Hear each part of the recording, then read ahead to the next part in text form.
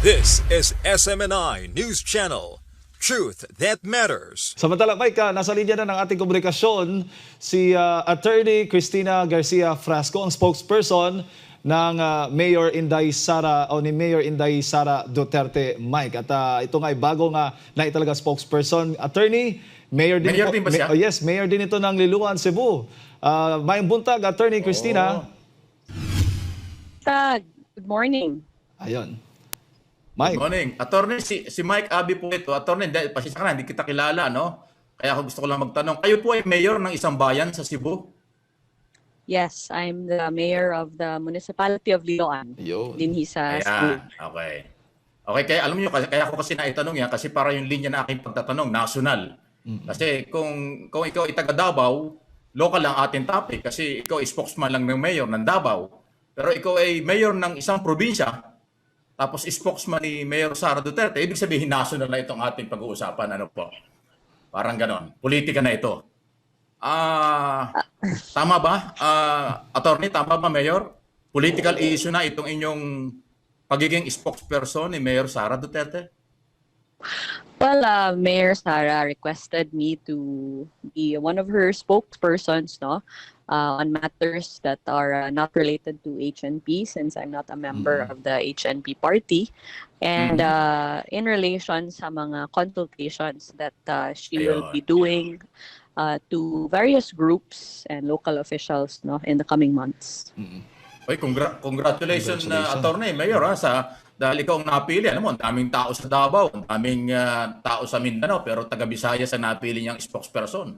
Maswerte kayo. Salamat at nakausap namin ngayong umaga. So, ano po yung mga inaasahan ninyo na mga issue na pwede po niyong sagutin or maaaring paparating na mga issue laban kay Mayor Sara Duterte at kaya po kayo inilagay bilang tagapagsalita sa side po ng Mayor ng Davao? Attorney o Mayor? Sir, sa pagkakaalam ko at this point, no, there are no burning issues that have been thrown that really require much debate. I believe that the focus in the past few days has been her very positive showing sa Pulse Asia survey, no. She's in the number one spot na nagpapakita, no, na siya yung preferred candidate for president ng mga Pilipino across the country in 2022. And also, for an independent survey, no, nakikita natin na siya yung top performing local chief executive in the Philippines. So all of these things combined, no, really makes her to be an ideal candidate in 2022. But at this time, si Mayor Sara has not yet given a definitive answer for the national post. Kaya yung ginagawa niya, nakikinig siya sa pulso ng tao by making consultations sa mga tao. Pero ito pong pagkakatalaga sa inyo bilang tagapagsalita, attorney o mayor ni Mayor Sara. So ibig sabihin nito, sa tingin po ba ninyo, malaking porsyento na talagang siya ay maaring mag-decide at tumakbo base sa mga survey at base sa pagkakatalaga sa inyo para sagutin ang lahat ng issue kung may kaugnayan sa kanya, kung ano man, political issue, maaring tumakbo na po talaga ito? Pag-bisita ni Mayor Sara dito sa Cebu, no, she expressed an openness for the national post, meaning binubuksan niya yung heart and mind niya, no, to that possibility. Okay. Pero Mayor Sara is the type of person that does not simply present herself, rather born out of her vast experience as a local chief executive. She considers deeply, no, ano yung sentimento ng tao. And that is something that ako as a mayor that I really appreciate, because nakikita natin na, you know, what the people think and feel matters to her, and that is what you need for a national leader. Tinitingnan nila kung ano yung you know, what the people need and what they want as well, not just what you want for yourself. Okay. Pero ganito, Mayor, ano, siguro naman ay aware ka na dun sa mga sinasabi ng isang mayor dito sa Metro Manila. Tukuyin natin si Mayor Isko Moreno. Di ba? Meron siyang, hindi ko alam kung yun pang-intriga or nagtatanong lang siya, pero ang kanya sinasabi, Si Mayor Sara Duterte raw ay ikot ng ikot sa ibang probinsya, pero merong crisis o merong problema raw sa COVID sa Davao City. So hindi ko alam kung yan ay political statement na, kung ano man gustong palabasin. So anong dating po sa inyo, Mayor? Attorney, bilang tagapagsalita po ni Mayor Duterte, itong mga sinasabing ito ni Mayor Isko Moreno. Well, the COVID-19 pandemic is a crisis that the entire country faces, no? Not just Davao. Yes, yes, All yes. LGUs and all mayors have been at the front lines of this pandemic since day one, no? Together with our very hardworking frontliners, for which we are very grateful. Si Mayor Sara herself has been very proactive in dealing with the COVID-19 pandemic, and nakikita talaga natin yung mga innovative programs that she has come up with since then, no? Not only to face the pandemic but also to help, no, yung mga tao sa pag-recover from this, no. Si Mayor Sara has released her statement that notwithstanding the pandemic, no, this will certainly not suspend the filing of candidacies, certificate of candidacies in October, or postpone the elections in May 22. And so, at some point, a decision has to be made regarding her political career, with or without the pandemic. No, whether we like it or not, COVID-19 is here. It's still here, and it will be here for the next year or two until it becomes endemic to us. And so she is demonstrating her resilience, no? Pinapakita niya na kaya niya to be able to handle several things at the same time, no? By dividing her week into all her responsibilities, including her work as a mayor, yung political aspect, and even her time for her family, being a mother as well, like me, no? Yung lahat ng mga travel niya for all her consultations are actually duly covered by filed leaves of absences, and she has given her assurances, of course, to the Dabaweños that the pinnacle of her strength is actually her ability to take on several roles and ensure that her work is carried out, no?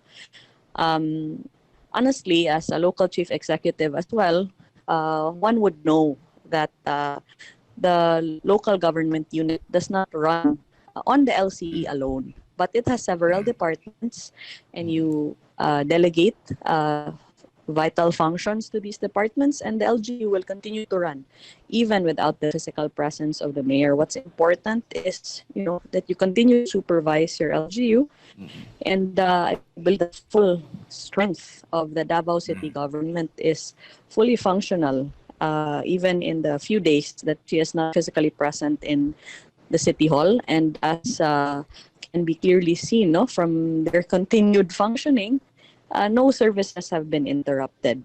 What Mayor Sara is facing right now, of course, no, is a very, very big decision. It concerns not only her own future, but also the future of the nation. And yet, she's showing such a strength and resilience under these challenging circumstances by spreading herself and allowing herself to listen to the pulse of the people while at the same time shirking on her responsibilities. Okay. Sana makarating yan kay Mayor Isko Moreno. Yung inyo pong sinasabi niya. Total, siya naman nagtatanong yan eh. At saka siya ho yung nagsabi niya. So, Mayor Isko Moreno, yan yung sagot ng spokesman ng Mayor ng Davao. Ganun pa man, bago ko ipasa kay Jade po yung ibang mga pagkakatanong po, attorney ganito, Mayor, ako, ang gusto ko kasing makuha yung percentage. Kasi ngayon, naglagay na siya ng spokesperson at kayo nga po yung nilagay, malaki na nga ang posibilidad siguro na talagang tatakbo ito. Sa tingin ho ninyo, ulitin lang yung tanong ko kanina, nasa ilang porsyento na po? Nasa 80 or 90%? Or 91.1% na ang percentage na pinag-uusapan na siya ay tatakbong mga pagiging presidente this coming election sa Mayo? Attorney. Sir, yung sa pagkakaalam ko, more than a quarter of the Filipinos want her to run for president. And I think yun yung percentage na tingnan natin sa at this time, no, na she is the most preferred candidate. Certainly, when Mayor Sara makes her decision, you will know no? And the due announcement will be made. But at this time, pinapakinggan talaga niya yung mga tao, and she's still doing Okay. very active consultations with several sectors and groups. Okay. Sige. Mayor, si Jade po ang aking partner. May mga dagdag na tanong sa inyo. Salamat po. Yes, good morning po, Mayor. Si Jade po ito. At nais ko lang ipaalam, Mayor, na minsan na rin po ako nakapunta dyan sa Liloan pala. At ang sarap ng masi at Rosquillos ba yun? Yung pagkain nilang produkto dyan. Kitay's Liloan, Rosquillos. That's what we're known for. Sarap talaga yan. Yes. Okay, Mayor, may tanong lang po. Gaano po ba katagal na kayong magkakilala po ni Mayor Inday at kayo po ay kanyang pong napiling spokesperson? Yes. In 2016, Mayor Inday Sara visited us dito sa Cebu when my husband, then Mayor Duke Frasco, who's now a congressman, was the mayor of Liloan. And Mayor Sara came here for the purpose of campaigning for then Mayor Rodrigo Duterte. And sa 5th District ng Cebu, Mayor Duke was really the only one to welcome her into the district. And that's when we struck a friendship, and we became quite good friends. And subsequent to that, we signed a sisterhood agreement between Liloan and Davao when I was already mayor. And she has been here to Cebu several times since. And as our sister city of Davao, she has always been there to help us in our time of need. So I have personally seen yung devotion ni Mayor Sara not only to the Davaoenos but also to her fellow Filipinos. Sa part po ninyo, attorney o mayor, hindi po ba mahirap yon sa inyo na kayo po ay isang alkalde din po dyan sa Liloan, and then at the same time tagapagsalita po ni Mayor Inday? Well, I welcome it as a good opportunity to contribute to the cause of Mayor Sara of seeking consultations sa mga tao. Kasi, we have national elections coming up, and I truly believe that she's the best qualified to run for president. And so any way that I can help, especially in the consultations, any way that I can help in aiding in her decision whether or not to run, I am very happy to contribute. So tingin ho ba ninyo, ano yung, since sinabi niyo po kanina na qualified po siyang maging Pangulo, ano po yung nakikita ninyong mga katangian na meron si Mayor Inday na pareho ba o iba doon sa kanyang ama na si Pangulong Rodrigo Duterte? Well, unang-una, yung experience ni Mayor Inday Sara as mayor, has really prepared her for the top chief executive job in the Philippines. Kasi kung mayor ka, nasa front lines at sa grassroots ka talaga. Nakikita mo talaga kung ano yung pangangailangan ng tao, and you're challenged to face these problems and come up with workable solutions, to be able to uplift the quality of life. As a president, you are required to have great proficiency in public administration, fiscal management, as well as the ability to withstand any challenges, not only to yourself, but to your country, to your borders. And this is something that Mayor Sara herself has faced, especially with previous incidences of insurgency and terrorism. Nakita natin her ability to show uncanny strength at a time when things are very, very difficult. Tapos, I think she and the president are similar in the sense that their political will is really quite formidable. And yung nasa puso talaga nila yung kapakanan ng Pilipino, and to understand what the Filipinos need and to be able to provide what they need for a better life. And I feel that her experience as a mayor has prepared her for this. And in the time of COVID and post-COVID, we have seen that mayors have been battle tested, and that is what she has gone through in the past year and a half. And she has shown by her great leadership of Davao her ability to transcend any challenge that may come her way. So for me, she is the next great hope for the Philippines. Usap-usapan po kasi, attorney, yung Duterte, namumuong Duterte tandem sa darating daw na eleksyon. Ito ho ba ay mangyayari? Ano ho ba ang sentimento ng mga nakakausap po ninyo? Well, nakikita natin through the Pulse Asia survey that the Duterte tandem is the most preferred talaga, all over the Philippines. I'm not surprised because the approval rating of the president is really quite high. He's very well loved. And of course, Mayor Sara herself has had a 93% approval rating in her performance as mayor of Davao. So it's the perfect combination sa tingin ng mga Pilipino, under the Pulse Asia survey. At the same time, however, Mayor Sala fully respects the wisdom of her father, the president, and nakikinig talaga siya kung ano yung position and sentiments of President Duterte. She understands his concerns as well, about her entering the national race. And ultimately, I think she will respect and listen to the sentiments of the president. Ideally, of course,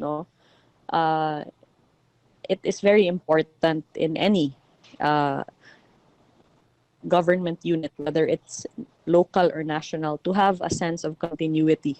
Hindi yung a change of administration every few years that causes interruptions in long-term projects and long-term growth.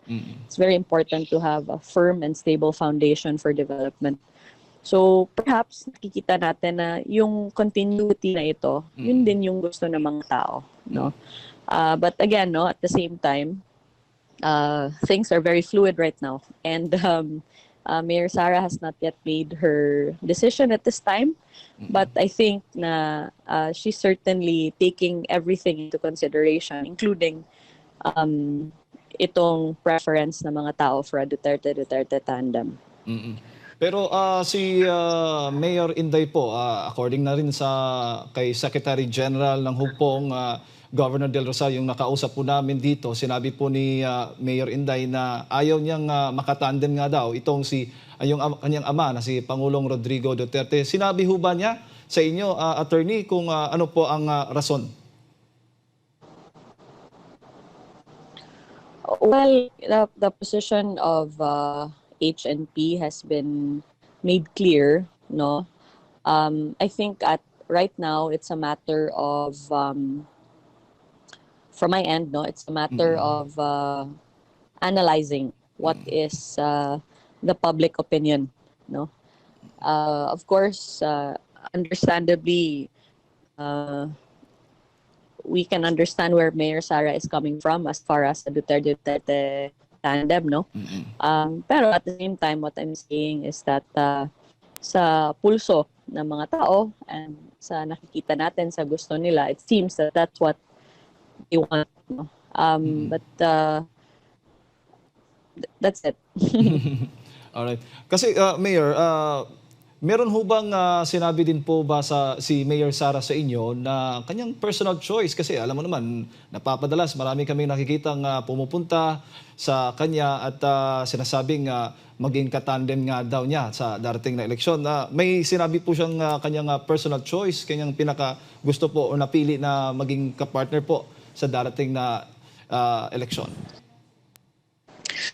Since hindi pa naglalabas si Mayor Sara ng decision niya concerning the presidency in 2022, no decisions have been made as well as far as her running mate is concerned because she first needs to decide on whether or not she will run for president. Diyan po ba sa Visayas, Mayor, base na rin po sa inyong mga nakakausap, majority po ba sa mga mayors po, sa mga governors, councilors po dyan ay suportado o nagpahayag ng suporta kay Mayor Sara? Well, the support for Mayor Sara has really been a groundswell, not only now but since last year pa po ito. If you go across the province of Cebu, makikita mo from north to south, from east to west, from the mainland to the islands, all of these posters and materials, homemade materials, even urging Mayor Sara to run, have cropped up since last year. I think this very well reflects the desire of people, no? And the preference of the people na siya yung gusto nila na magiging presidente. So nakikita natin yan from the grassroots, and there is a very big groundswell in support of her presidency, should she decide. Kung sakali po na tatakbo na po siya, if she runs as president po, anong partido ang kanyang dadalhin po sa darating na halalan kung sakali?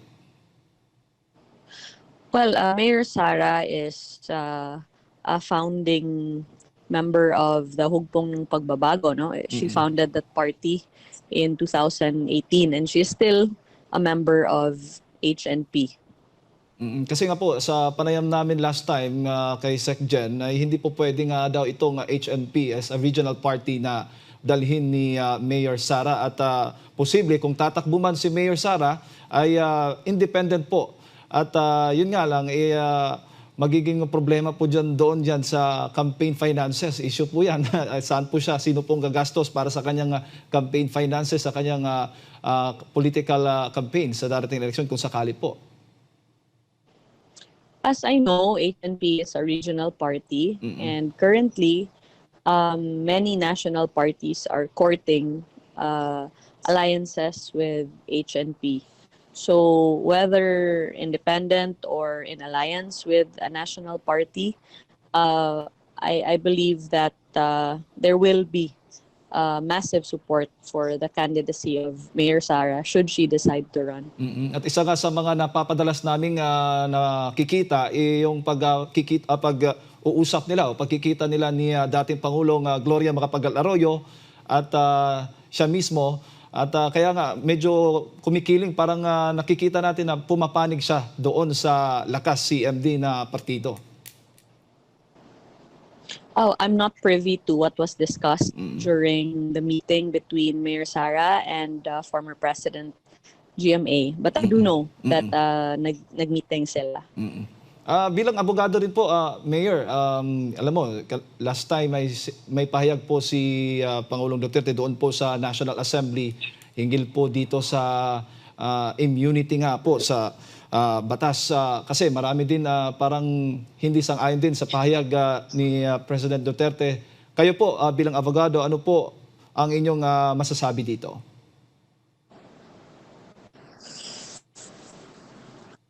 Regarding immunity? Yes po. Is that your question? Yes, ma'am. Yes. Immunity from? Sa batas nga po, pagka hindi siya baga exempted or parang ganon, na kaya gusto niyang maging vice-presidente, tumakbo na lang ng vice-presidente kung may immunity na pala ang vice-presidente. Kaya ganon po ang kanyang ipinahayag. At ito nga ay nagkaroon ng reaksyon din sa ibang mga abogado din. Parang isa ito sa mainit na pinag-uusapan din.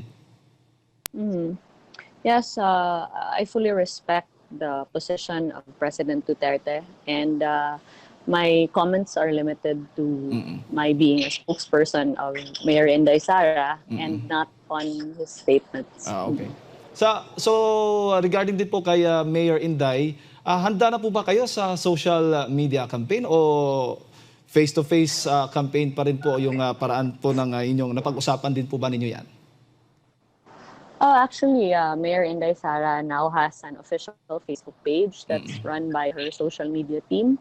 And there's been a very, very positive response to the launching of her official Facebook page. It's called Mayor Inday Sara Duterte.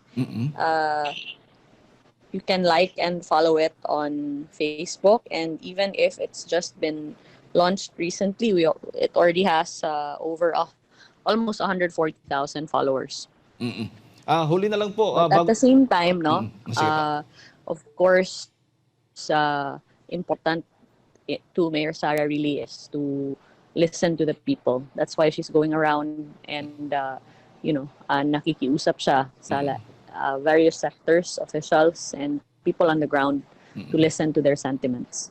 So huling tanong na lang po, Mayor, bago ko ibalik kay Mike ang iba pang mga panghuli, pahabol na mga tanong po.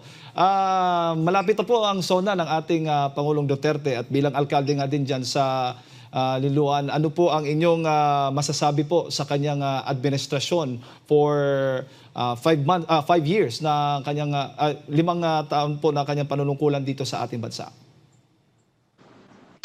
From my personal experience as a local chief executive, nakita ko for my very own eyes the massive support that President Duterte has given to local government units, especially as far as public infrastructure development and investment, social welfare programs, especially during the time of the pandemic, as well as to empower LGUs to be able to stand on their own financially and independently. And that is also evident in their efforts to fully implement the Mandanas ruling come 2020, which will vastly increase the national tax allotment for LGUs. And this strengthening of LGUs I have seen across the board in the province of Cebu in my capacity as president of the League of Municipalities, as well as across the country in my capacity as the national vice president for the Visayas of the League of Municipalities. So being a mayor himself, President Duterte knows the challenges that us local chief executives face, no? And I think this is the reason why he has done great effort to empower LGUs and to help us, no, in providing the basic services sa mga tao and really to provide a better life for all Filipinos. That is why it brings me back to my point that Mayor Inday Sara, with her vast experience as a local chief executive, as a mayor, you have first-hand experience on how to deal with the problems and issues of your locality and how to come up with solutions that will provide not just theoretical but real change, no, in the lives of your fellow Filipinos. Ayun. Alright, Mike, baka may pahabol ka pang tanong. Okay, may audio mic, yung audio mo, Mike. Yung audio. Okay na? Ayan. Narinig ka na. Ayan. Bigla ka. Hindi kita. Oo, sige. Hindi, natatawa. Alam mo, Attorney, Mayor, galing mo. Natatawa ko doon sa tanong ni partner Jade. Doon sa issue ng immunity, Attorney. Alam mo si Attorney, Mayor, magaling kang sumagot. Talaga spokesman ka. Alam mo yung talaga ka sa alanganin tuloy. Kasi kung ikaw ay nag-comment doon sa immunity issue, baka magalit ang Malacanang. Dahil yun ang paniniwala ng Malacanang. Kung ikaw naman ay nag-against doon sa issue ng immunity, baka naman mapadebate ka dahil abogado ka, dapat alam mo yung batas. Kaya ako natatawa kanina pa. Anyway, Mayor, di ba? Kaya ang galing ng sagot mo dahil ikaw ay nakakonsentrate as spokesperson ng Mayor ng Davao. Ayun. So ganito, Attorney or Mayor, ano po, napakalaki ng organization nyo eh. Pwede bang ano ibig sabihin ito? Hindi pa pwedeng magkaroon din kami minsan ang media, kasi alam mo naman ang mga media, hindi lang local, lalo na sa national. Usually, ang mga presidential candidate, kung sakali, dumating tayo sa ganun, hinahabol-habol ng media at gustong ma-interview. Magkakaroon ba ng pagkakataon ang media ay magkaroon po ng interview kay Mayor Sara? Kasi yan po'y kailangan namin at kailangan ng maraming media dito sa national, maging sa local. O ano ba talaga ang usapan nyo? Spokesman lang ang haharap sa amin o si Mayor po ay pwede rin lumabas? Paminsan-minsan o kung may pagkakataon na Mayor. Well, as with any bridge, no, we'll cross it when we get there. She's not yet a presidential candidate, and she's still making her decisions at point. And I'm speaking for her in my capacity as her fellow mayor, her ally, Yes. and somebody outside of HNP. Pero sa pagkakaalam ko kay Mayor Inday Sara, wala naman siyang pinipili as far as sino yung kinakausap niya. And she's ready to face anybody and anything Good. as far as questions and issues are concerned. Ayun. So when time comes, and when her decision Yeah, has good. been made, in the same way that Mayor Sara listens to the people, she will also be prepared to answer people's questions, whether it is coming from a person on the street or coming from the media. But at this time, si Mayor Sara is still going around making consultations, nakikinig sa mga tao. And may I just say, Yes po. I really appreciate your effort, sirs, sa reach out sa group namin and to listen to the direction that Mayor Sara has taken. And Yes. I hope Trabaho na po sa namin ito. lahat din ng mga nakikinig ng radio program ninyo, you can extend my gratitude and thanks sa suporta na napakita nila so far for Mayor Sara. And this is really very well reflected in the Pulse Asia survey. So thank you for this opportunity. Daghang salamat. Yes. Hindi lang po sa radyo, nasa television po tayo at social media, live po tayo. Anyway, Mayor, salamat po. Paki-advise na lang kay Mayor Sara na pagdating ng araw ay sana ay ma-interview siya, ma-interview pa rin ng media kasi importante yung madinig ng media. Kapag siya ay tumakbo ng presidente, kandidato na, para naman mas maraming may tanong na personal mula sa kanya ng mga bagay na pwede rin masagot. Salamat, Mayor. Salamat po sa inyo. Mayor. Good morning po. Daghang salamat. Okay. Attorney Cristina Garcia Frasco, ang spokesperson po ni Mayor Inday Sara Duterte. Ayan, Mike. Subscribe to SMNI News Channel and turn on notification button for more news updates.